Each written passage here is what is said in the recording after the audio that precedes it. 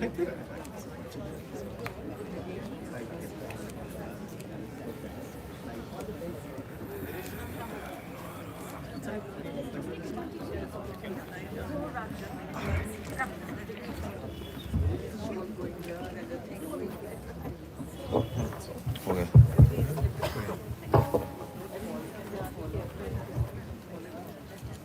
hope all the kids are here. Yeah, I can see All Saints, Longview Public School, they're here, the kids are here. So welcome to this session just before lunch. And in normal circumstances, sitting before a judge is not a very pleasant thing. But today it's a real pleasure to sit with Anish Dayal ji. Can I say ji? He's been sit From Outlet Fest, everything is neutral. And Absolutely. good to be queried. So it's wonderful to have Anish Dayal ji here, and I have a copy of his book. He is, of course, a judge in the Delhi High Court, and so usually he's writing judgments, but this is a book of poetry that he's written, and it's called Can It Get Worse? And the tagline is very interesting. It says, "Poems for kids and anyone who can be one." So maybe we can start with that. How can you be a kid? I think we can easily open that point to anybody in the audience. I think one thought which comes to me is starting on a slightly philosophical note. In our spiritual understanding, they say that you should continue to be a child. And what is great about a child is that they're always present in the now. They're not worried about the future. They're not carrying grudges from the past. And as you grow up into an adult, all that takes over. So I think anybody who's delighted in the now is a child. And to sort of just celebrate where you are, what you're doing at that moment, I think is a child. It's wonderful. It's wonderful. And there's always a child in each one of us. I think it's just about sometimes during the day you have to pull it in and just laugh the worries away, and just remember that when you were a kid, you were just imagining things. And in fact, the other day, my 9-year-old daughter was doing some craft on her own at home, and she asked me, I said, "That's fantastic." She said, "What did you do when you were 9-year-old?" I said, "I used to keep slowly jumping in the corridor thinking I could fly at some point of time." So she said, "You're ridiculous, Papa." I said, "No, I mean, this is absolutely, it was a genuine thought." You know, it was not ridiculousness. So I think it's just about that whole mindscape, that funscape that you have as a child. And I think it's just a question of just delving into it. That's wonderful. And actually, this book has a very interesting story. Anish is, of course, very busy. In fact, when we had a conversation just a day before he was to travel to Nainital, he said on an average he has to hear about 100 matters a day. And on that particular day, he heard 101. And so... शुभ था. 108 भी हो सकते थे. But with such a busy schedule and so there's hardly any time, the story of this book is very interesting. How did it come about when you are so pressed for time? So the story starts from an accident in the mountains. We have a small cottage up there above Bhimtal, and I run a children's library there for children in the village. So the idea was to give them access to books. So we took up a place in the village, and the children come there, about 800 odd books there. They come in, they borrow a book, they write it in a little register, and they take it away and return it. The last time I checked that register, in a village of about 25-30 homes, 1200 books had been taken. God knows if they were read or not, but at least they were taken out. My idea to them, my aspiration for them was that in your life, you will never be scared of a book. And I think somewhere we achieved that. It was a very small ambition. And so one day I said, like, listen, enough with books, let's play cricket. So we were finding flat land in the hills for cricket is absolutely impossible. So we went down into the valley, and the wickets were up, and everything was up amongst the pine trees. And I said, let's play, and I slipped on pine leaves and broke my ankle and got ferried up by the villagers, and finally was taken for surgery back home, and there I was in bed for 4 months, not being able to move. So with a 9-year-old and a 4-year-old hovering around me, with the added complication that I couldn't move. So we just had lots of fun talking, sharing, and in that process, I just discovered more of them, and I just had let me write whatever is coming to my mind for fun. I shared stories with them. We had created fictitious characters. I mean, all kinds of things, all sorts of weird, imaginative things, and sort of the product came out from there. I never thought it would turn into a book till a friend of mine said, like, listen, you know, children in India are not really have access to any Indian writing and poetry. And I like to dwell a bit on that, because as a parent, I realized what was being consumed by our children in schools and otherwise was Julia Donaldson or Oliver, I'm forgetting the author's name. And there was no real poetry except for, you know, some children were reading Jack Prolitsky, which is fantastic, Shel Silverstein, but there was no Indian writing. So either you were reading from nursery rhymes, you're moving to Dr. Seuss, which is fascinating, and then you were moving serious poetry. You know, maybe Sarojini Naidu or, you know, William Wordsworth. There's nothing in the middle of where you could have fun. The poetry is not talking down to the child and just making it.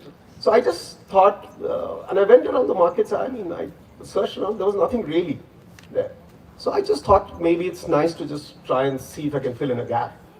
It was again a very non-ambitious thing, and then we illustrated this, and we interspersed it with activities. If you see the book, after every poem, there are only 9 poems there, and there are activities in between the poems. The idea was that poetry is not supposed to be so serious. It can be fun. It's meant to give a vent to your imagination. So a child who picks it up, this is typically 6 to 10-year-old children who are fond of the language. So they can just play around with the words, they can play around with the activities. So, and the story about the 10th verse in the book is, so I was struggling. I said, I have 9. If I publish this, I need a 10, the round number of 10. And again, my little gun came to my rescue. I said, Papa, the child will also write something, no? So the 10th one is called My Verse, with blank lines. And I thought that was a masterstroke, because, you know, that is a space for the child. You're not talking down to the child. You're just leading the child up to say that, listen, come on, create your own world. So that's how the book came around. That's so interesting, and the structure of this book is very much, there is activity, it's interactive in the sense that you get involved, the reader gets involved. The activities, almost every poem is followed by some sort of activity or the other. And one thing that I was interested in is somehow we seem to learn better with something to do poetic presentation. You know, I remember a school teacher used to tell us how to do the spelling, and I before E, except after C, or when sounds like A, as a neighbor and way. And I remember it to this day. Yes. So, and your poems here in this book also end up teaching something. There's geometry involved, there is figures of speech, there is so much. So one day my elder boy comes back and says, I said, what are you doing in your English class? So he said, we're doing homophones and you know, all these words, alliterations and all that. So there's a poem here in the book which is a favorite for a lot of kids. It's actually easier to read. It's called Which is Which. So I'll just read a few. You could break a break or heal your heel, because you have to read, the spellings are different. Write what is right, homophones can you deal? And if you ever meet one, it will probably tell you it has 2 evil twins which confuse us too. Homographs step further. They also spell the same. A tear can be stitched, but a teardrop you can't reclaim. Homonyms are the worst. Spell and sound the same. A book can be read, or you can book your way to a game. So it just goes on, and so the idea was wordplay, and it came out from what. So the next day, I said, "Well, go and tell your teacher this is possibly a much more fun way to teach about homographs and homonyms." And so that's how it happened. And you know, there's another one which he was mentioning about geometry, and that's one I'm particularly fond of. I used all my education in science there, in maths. It's called Attack of the Polygons. So this again came out of my son who was having difficulty with his maths homework. I said, what are you teaching? Polygons. So I don't know if you see this, but this whole, it's almost like a shape poem. So this is about, it's more of a blank verse, which talks about a child dreaming about a square somebody squishing a square into a rectangle, and then a rectangle gets into a fight, becomes a parallelogram, and then it becomes a rhombus for whoever remembers their maths, and then it goes on. So we read it, and it was just fun. It was just fun, and I thought maybe, retrospectively, if we could have been retaught our maths this way, it would have been fantastic. Absolutely, absolutely. And this is so, there is an inherent rhythm. We learn with rhythm so much better. And what you were referring to earlier, that you didn't find any Indian writing, and that was for children in poetry. And that's what caused you to write this book. And similarly in our village, in our village, there was a gentleman, a local teacher, who decided to teach through the alphabet through poetry. And it's a Hindi-speaking village. And my granduncle's name was Pritam Singh, and he was a hunter and he shot a bison. So I remember this one verse, B for bison yani bhaisa, Pritam Singh ne mara jaisa. So, if you can localize it. And this would register in your head forever. Absolutely, I still remember it. I must have read it as a kid, so I still remember it. So how important is that localization? There is a certain localization already that it's in Indian writing, but localization in the terms of you're in Jungalia Gaon, to use metaphors from around there. So in fact, the illustrator is a fantastic girl, a young girl who does design for a brand called Nicobar. And she put in this whole mountain theme, which runs through the book. And it's got a lovely little acorn and a little bird in the sun. So this is actually a very mountain book. It's dedicated to the mountains. And so perfect for Himalayan echoes. So if you see this, so it's just this sort of, I think these mountains sort of evoke serendipity of all kinds, and I think that's what evokes that sense. There's a poem here. In fact, it's called The Friendly Tree. So outside our cottage in Jungalia Gaon, there's this beautiful. It's a tree which is spread around with its arms. It's partly dry. It's got the pattis, the dudia patti, which the cattle come and chew, and it's just right in front of our house. And somehow, I, in my heart, think that tree is holding our house where it is intact. And so each time me and my kids come over home, first we talk to the tree, say thank you for still being there. And so I ended up writing that poem about how much the whole universe is enwrapped in the tree. The birds are coming, there's life. I've seen a parrot being born in that tree with the mother feeding the parrot in the little hole in the tree. So there's a whole, if you just stare at that tree, there's a whole universe coming there. The cattle are feeding from the tree, it's giving you shade, it's giving you a breeze. So I think it was fascinating. That's what the mountains do to you. Absolutely. I think they give you the time to observe also. What all you observed with the tree, the mountains give you that time, that luxury of time that not many people have in today's day and age. So you being a mountain person, Rudy, and now part of the Heartful Institute, you know what silence can mean. Absolutely, absolutely. Yeah. Silence is the greatest teacher, and it's amazing what insights can come through silence. The title of this session is Poetic Imagination, and you are someone who deals with we can say what the worst that humanity has to offer in court cases and things like that. How do you retain that sense of wonder, that sense of imagination, when you are confronted by this day in and day out? I think I live in the beauty of contrast, and it's always a de-stress after a very, most all days are difficult in court. You're looking at conflict right up there, up front. You're looking at depravity. You're looking at grudges, long-lived grudges. I promise you, I mean, I know courtrooms sound very serious situations to you, and there are quite a few lawyers here, but they are also from the bench. I have got a huge prism sitting in one place. It gives me a prism of society, and but there are also lovely, beautiful moments in court, and I remember one of them where I was sitting in a labor jurisdiction, and I was getting up and finishing court at about 5, and there was this really old lady standing in court. She seems from a village. So I asked her, I said, why are you still here? I mean, why are you still telling? She said, my case she was 95 years old, and her case hadn't been heard for 7 years. And it was, so I asked her, what is your relief that you seek? And she said, it was 40,000 rupees.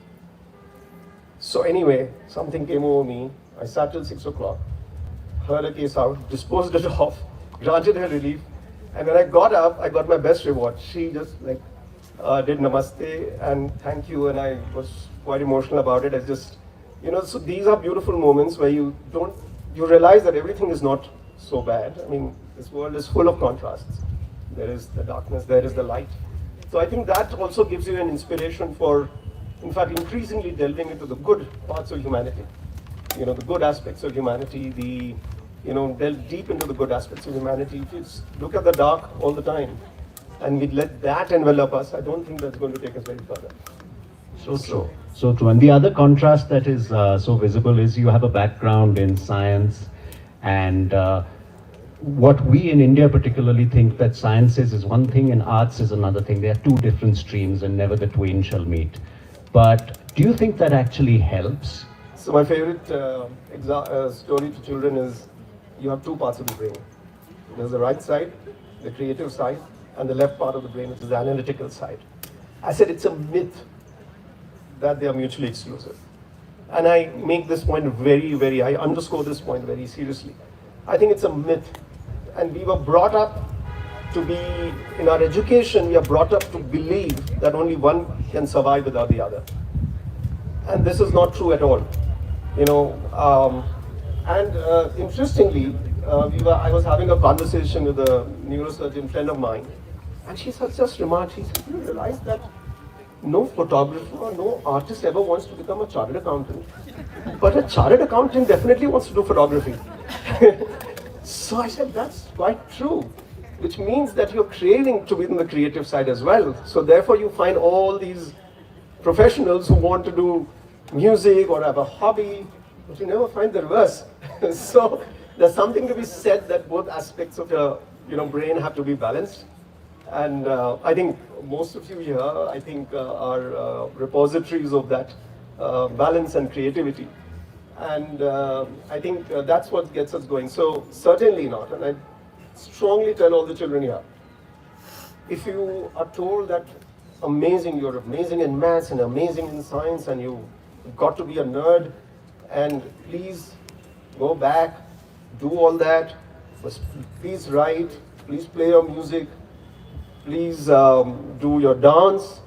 And in fact, I remember this, I do these 1 hour sessions in school. Some schools call me and I do this session on creativity, imagination, and writing, something that we're talking about. After 1 hour, class 4th, 5th students. So after 1 hour, the Q&A thing was going on. So a young little girl stood up and said, sir, ask you a question. I said, Batao. So she said, my mother wants me to do science Olympiads and maths Olympiads. But you know what, sir? All I want to do is dance. So I was in a quandary. I said, कुछ बोलूँगा कि dance खाली करना, तो she'll go back home and say, Judge साहब आए थे, उन्होंने बोला कि dance करना, I don't want to study anymore. I said, without causing chaos in your home, I just tell you that, carry on both the activities. Both sets are important. So yeah, certainly important. Yeah. And you give away one of your inspirations right in the beginning of the book because you quote Lewis Carroll. Oh. And how much of an inspiration is he, and what other inspirations do you have? So I don't know if you know, but Charles Dodson, which was Lewis Carroll, was a mathematician in Cambridge. And so there's a fantastic story about, and if you read Alice in Wonderland, it has many subtexts. including lot of allusions to laws of physics. There's a Tweedledum and Tweedledee. There's impossibilities there. So in fact, since I did physics, we used to sort of rely upon Alice in Wonderland for a lot of these metaphors, which we were used. So it's fascinating. In fact, I quoted Einstein also towards the end, who sort of ended up. And he was, if you read about his life and what he said. I don't know where from the quote. But he said, if you want to make your children intelligent, read them fairy tales. If you want to make them more intelligent, read them more fairy tales. So this was the great man, the genius. So I think, yes, we've developed, and I don't know if you've read Dr. Seuss also. So these are all inspirations. In fact, I don't know if the children have here, but you should read. I'll read out a lovely little funny thing to you. It's a poet called Jack Prelutsky. Have you ever read anybody? Yeah. He's extremely funny. And I'll read out one that the children would really like. It says, "Why do I have to clean my room? Why do I have to clean my room when I would rather play? The crayons scattered on the floor are hardly in the way. I almost never trip upon my basketball or drums, and I don't pay attention to the cake and the cookie crumbs. Why do I have to clean my room? I think my room looks nice. There's pizza on the corner, but it's only half a slice. I'm not at all concerned about the gravy on the chair, my piles of model planes and trains, my stacks of underwear. I will admit some bits of clay are sticking to the wall. I scarcely even notice them and do not mind at all. Beneath my bed, there's just a wedge of last week's apple pie. And yet I have to clean my room. I simply don't know why." Wonderful. So this is a child's world. So there are these beautiful poets which are very inspirational. I think you've inspired the kids to quote this to their parents. So we have we have now the whole audience is a child now. So we are all in that zone. Combination the Yes. messy rooms now. Yes. So I've got a sign that we have only 1 minute Yes. because the lunch is So, everybody's hungry. maybe open But the Janvi said we can use poetic license. A since poetic we- license. So there's so many bad puns coming to my mind. Poetic justice. I love them. I love them. I love them. So let's just open it to questions. If anybody has any questions to ask, Anish. Yeah, I got some.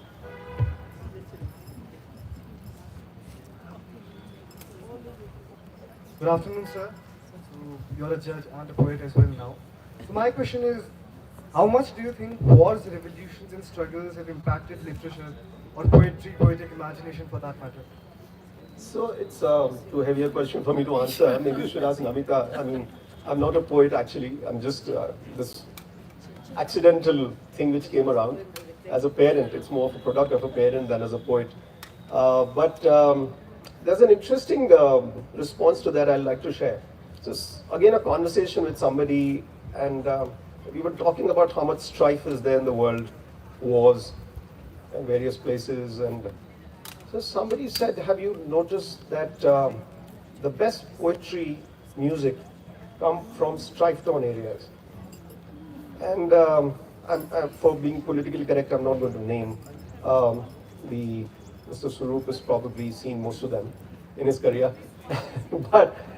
But the interesting thing is when you have restrictions on you, then the creative mind goes, it works in an overdrive. Because that creative urge has to come out irrespective. So in war-torn areas, the basement music, the subterranean music, revolutionary poetry, it comes out, and it's always the case. So it's a very interesting thing. It's a very deep observation which is there on this. It's interesting actually, when humans are restricted, they try to be free.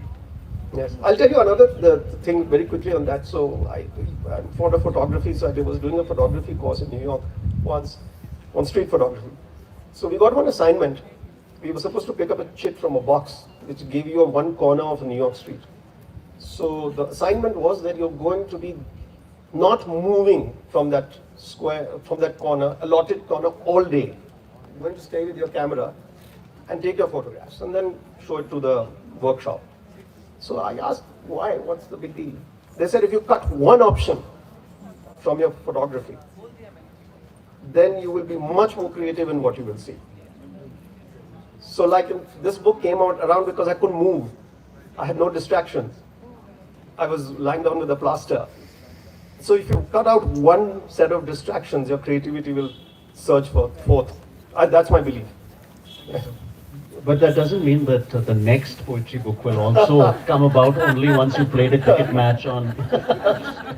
No, whatever right now can potentially be controversial, so let it be. So what is the next, what is on the I have no idea. I think just read my judgments. You can read my dour, serious judgments. You're all free to do that. The collected works? Collected works. And they're long and boring. And we'll score that out. But yes, I mean, that's a day job. And so I don't think anything recently is coming up. We have no time.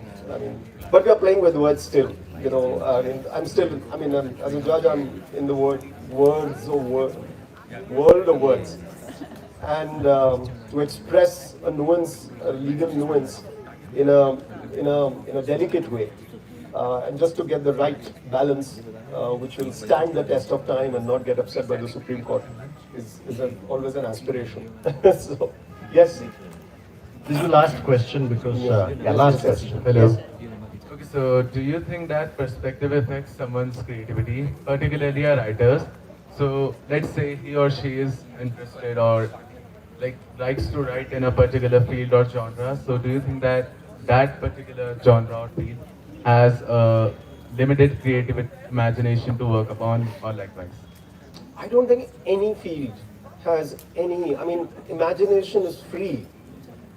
You don't have to buy it. It's free. It's just about letting yourself loose and not being bound by anything, the fetters that are given to you. And all of us live. We grow up as children saying, ki ye karo, ye na karo, wo na karo. So school, then you go to school, then you're supposed to wear a uniform, and then you go to college, and then you're supposed to study, and then life takes over, households take over, children take over, and then work takes over, and then literary fests are there as a distraction. So, but on perspective, you should read one poem. It's called From the World from Down Below. So, small little story. I'll quickly finish. So I was starting with my child in the car, and I said, "Dekho, bahar kitna sundar hai." So my child remarked, "See what? I can only see the back of the seat." Because it's so. And then I remember giving my child a camera. I said, "Take photographs." And when the photographs came, I was shocked. I could see myself glorying in the photograph, but the photographs being taken from here. And we were looking this like ugly goblins saying, "Hello, bache kaise ho?"